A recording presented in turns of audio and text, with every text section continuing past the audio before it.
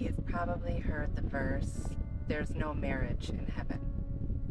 And maybe you felt a twinge of sadness, as if the deepest kind of love is something that we have to leave behind when we die.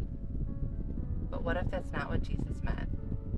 What if there's no marriage in heaven because heaven is the marriage? Not the absence of union, but the consummation of it. Not between a man and a woman, but between spirit and body, divinity and dust, the eternal and the embodied. At the resurrection, people will neither marry nor be given in marriage. They will be like the angels in heaven. Jesus wasn't denying intimacy. He was unveiling its fullness. He wasn't canceling covenant. He was completing it. Because the kind of union he came to establish was never just between two people. It was between God and humanity, spirit and body, heaven and earth. Psychologically speaking, every soul seeks integration. Carl Jung called it the sacred marriage, the inner union of masculine and feminine archetypes, logic and intuition, structure and surrender, strength and softness. When those parts stop fighting each other, healing begins. This marriage doesn't happen outside of you first. It happens within. And that inner reunion, it's not abstract. It's the healing of trauma, the regulation of the nervous system, the transformation of the body into a sanctuary again. Because what we call heaven is not another realm. It's the restored alignment of all parts of you, the healed brain-body connection, the spirit inhabiting the temple again, the garden within you no longer guarded by shame. The kingdom of heaven is within you. Heaven isn't later, it's now. It's not a reward, it's a restoration, a return. To walk in heaven is to walk in oneness, where spirit and flesh no longer war, they witness one another in wonder. For this reason, a man shall leave his father and mother and be joined to his wife. But I speak of Christ and the church. This isn't about romance, it's about resurrection. The Word became flesh and dwelt among us.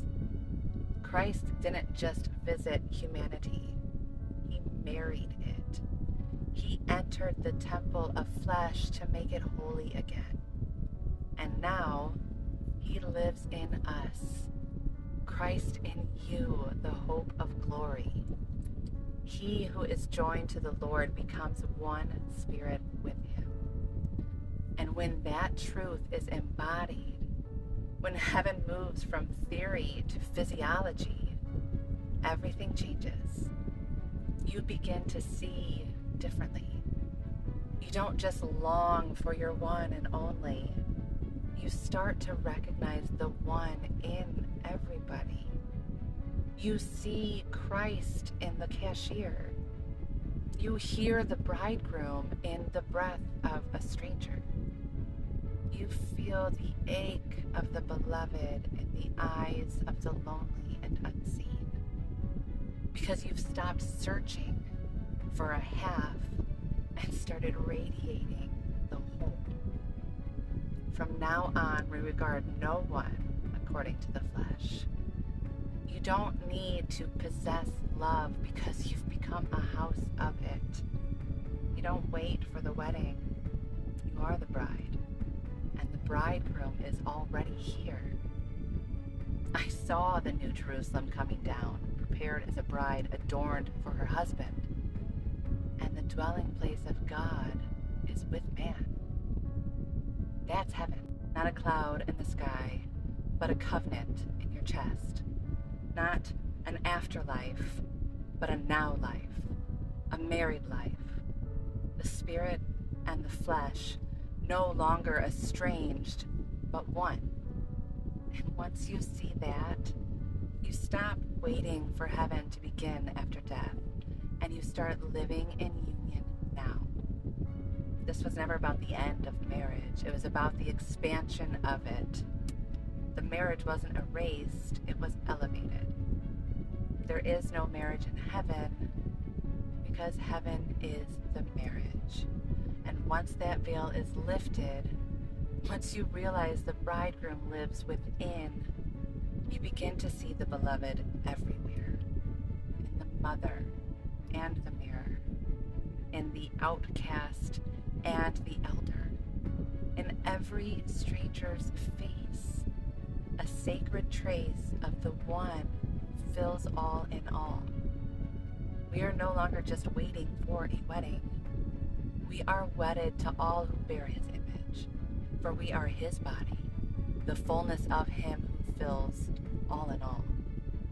So may you stop waiting for heaven to come and start living as one in whom it already has. May your body become a bridal chamber, your breath a vow, and your life a living union. Beloved.